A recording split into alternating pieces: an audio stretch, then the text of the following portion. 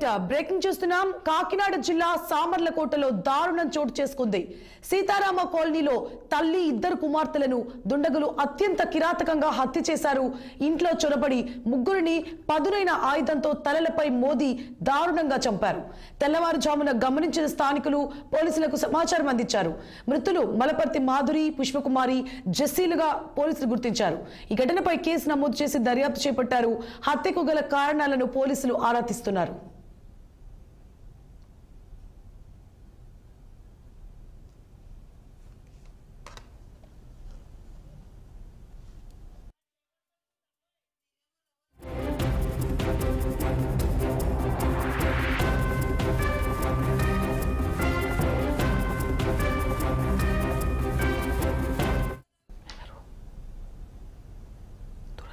Right breaking చూస్తున్నాం. కాకినాడ జిల్లా సామర్లకోటలో దారుణం చోటు చేసుకుంది.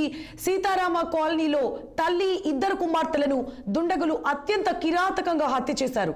ఇంట్లో చొరపడి ముగ్గురిని పదునైన ఆయుధంతో తలలపై మోది దారుణంగా చంపారు. తెల్లవారుజామున గమనించిన స్థానికులు పోలీసులకు సమాచారం అందించారు. మృతులు మలపర్తి మాధురి, పుష్పకుమారి, జెస్సీలుగా పోలీసులు గుర్తించారు. ఈ ఘటనపై కేసు నమోదు చేసి దర్యాప్తు చేపట్టారు.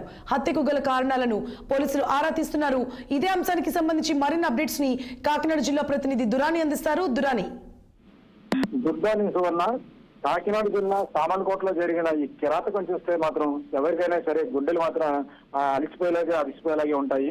ఎందుకంటే ఇద్దరు చిన్నారులు 8 ఏళ్ళు 6 ఏళ్ళు పసిపాపల పైన నిర్దాక్షిణ్యంగా ఐరన్ రాడ్ కానీ లేదా బలమైన ఆయుధంతో వారి నెత్తి మీద మోదీ చంపడం అనే ప్రక్రియ మాత్రం చాలా కిరాతకంగానే మనం తీసుకోవాలి.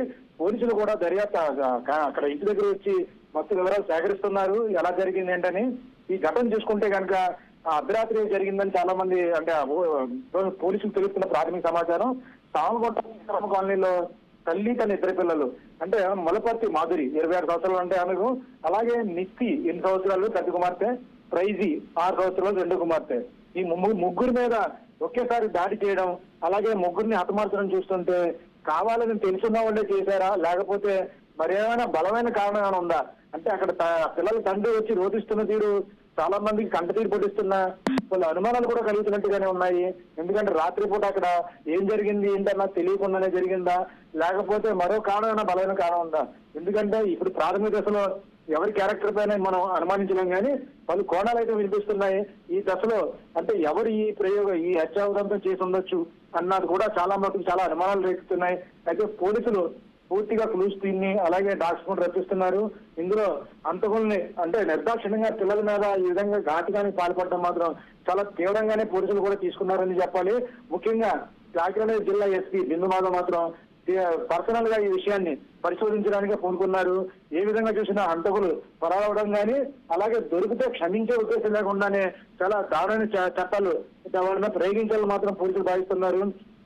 స్థానికులు కూడా చిన్న పిల్లల మీద ఇటువంటి అఘాయిత్యాలు జరుగుతున్న తరంలో ఇలా పిల్లల ప్రాణం తీయడం అనే ఈ దారుణమైన సంఘటన పాల్పడడం ఎవరిని ఉపేక్షించకూడదు అన్నారు. అయితే పిల్లల్ని చంపిన తీరు చూస్తే కనుక ఒకరు వాటర్ టాప్ పక్కన మరొకరు కొద్ది దూరంలో, తల్లి కూడా ఆ మాత్రం దూరంలోనే బండరాయితోనూ లేదా రాడ్డు లేదా పదైన ఆయుధం ఏదో ఒకటి తల మీద మోదీ చంపిన విధానం మాత్రం చాలా శోచనీయంగా అని చెప్పుకోవాలి.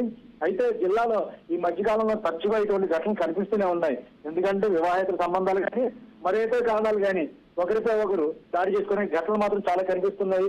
అయితే పిల్లల్ని చంపే ఘటన ఈ విధంగా జరగడం మాత్రం ఎవరు కూడా జీర్ణించుకోలేకపోతున్నారు. సువర్ణ. దురాని, అయితే హత్య జరిగిన సమయంలో మాధురి భార్య అలాగే పిల్లల తండ్రి ఎక్కడున్నారు?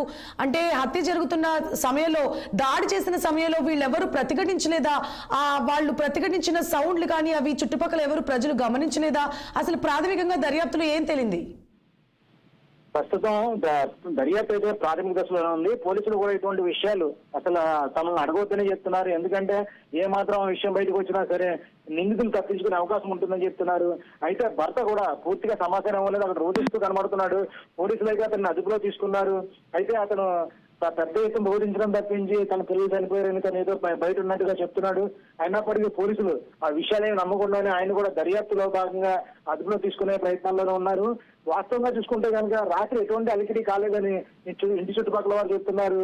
అయితే ఏ విధంగా జరిగిందంటే తెలుసున్న వాళ్ళే చేశారా లేకపోతే అంటే ఒక్కసారి ఈ విధంగా పాల్పడ్డారు అంటే 1 by 1 చేసి ఉంటారు తప్పించి ఒకే సమయంలో ఈ హత్యలు జరిగి ఉండవు. అంటే తల్లిని చంపుతుండగా ఒక్కొక్క పిల్లలు బయటికి రావడం, దాంతో ఆ పిల్లల మీద కూడా హత్య ప్రయత్నం జరిగిందేమో అన్న అనుమానం కూడా వ్యక్తమవుతుంది. ఎందుకంటే ముగ్గురిని ఒకేసారి చంపడం అనే ప్రక్రియ సాధ్యమయ్యేది కాదు. ఎందుకంటే తల్లి మీద హత్యాయత్నం జరుగుతున్న ఈ పిల్లల్ని అర్పులు కేకలు రోజులు ఉంటాయి. అలా కాకుండా ఇంకో కోణం కూడా మనకు వినిపిస్తుంది. అది పోస్ట్ మార్టం లో వెల్లడే అవకాశం ఉంది.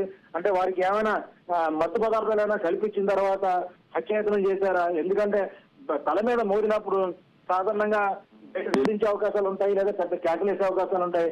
ఏమీ రాకుండా చేశారంటే సైలెంట్ గా విషయాన్ని కానిద్దామనే ఉద్దేశంతో ముందుగానే వారు తినే ఆహారాలు ఏమైనా మత్తు కలిపారన్న కోణం కూడా వినిపిస్తుంది.